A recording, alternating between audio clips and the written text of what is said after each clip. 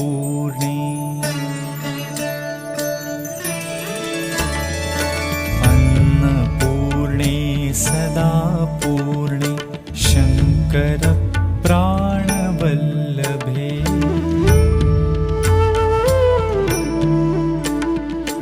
अन्नपूर्णे सदा पूर्णे शंकर प्राणवल्लभे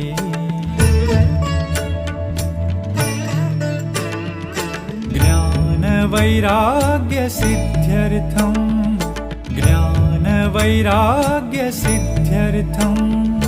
भिक्षां देहि च पार्वती।